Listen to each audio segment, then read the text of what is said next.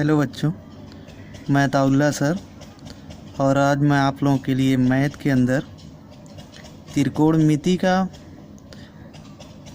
एक चैप्टर है जिसका आप लोगों को मैं फार्मूला पढ़ाने वाला हूँ।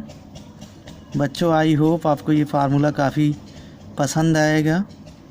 और बच्चों, अगर आपकी त्रिकोणमिति क्लियर है तो आपको बोर्ड पेपर में काफ़ी अच्छी मार्किंग भी मिल जाती है।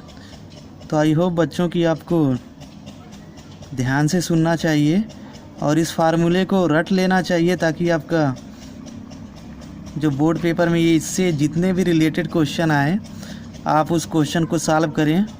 बच्चों, ये त्रिकोणमिति का जो चैप्टर आपके बोर्ड पेपर में काफ़ी अच्छी मार्किंग रखता है। तो बच्चों, without wasting time let us start the program. पहला लॉन्ग वे।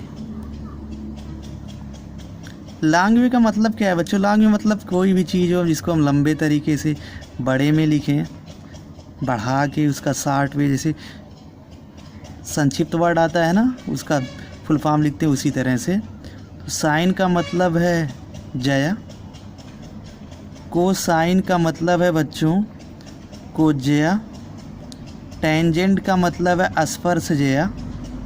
हिंदी मतलब आपको बता रहा हूँ बच्चों। सीकेंट वैसे ही है, कोसिकेंट।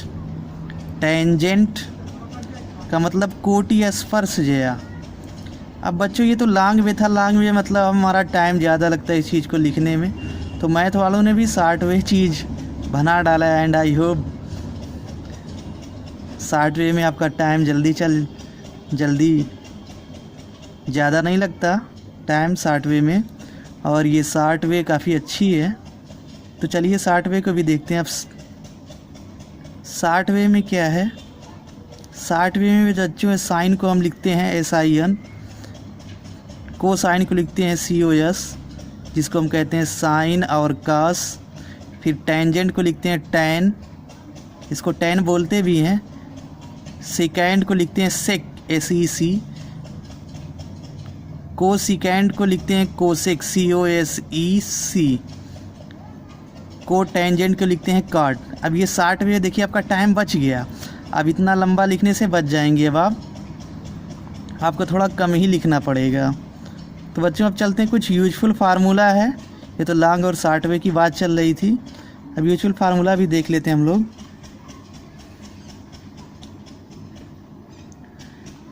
तो बच्चों, पहला जो फार्मूला है sine square theta plus cos square theta equal to 1, या फिर हम इसे दूसरे तरीके से लिख सकते हैं। अगर आपको पक्षांतर करना आता होगा तो sine square theta equal to 1 minus cos square theta.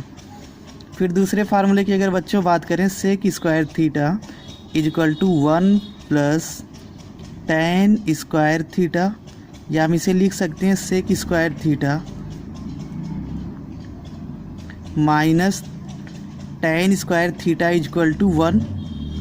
फिर बच्चों अगले फार्मूले की बात करते हैं, cosec square theta equal to 1 plus cot square theta, या फिर हम इसको दूसरे तरीके से लिख सकते हैं cosec square theta minus cot square theta equal to 1। इसका पक्षांतर इन तीनों का एक तरीके से और भी किया जा सकता है।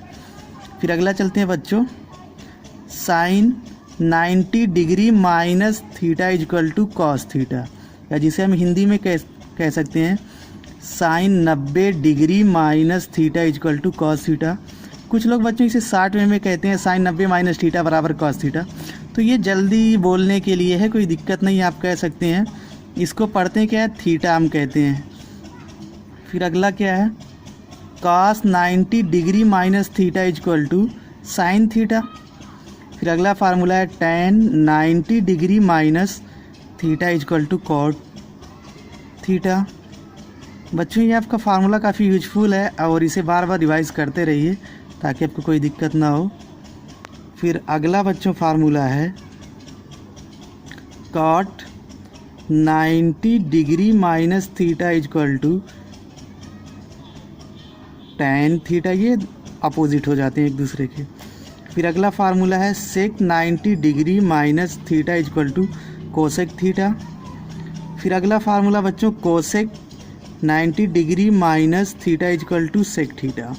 फिर बच्चों चलते हैं अगले फार्मूले की तरफ।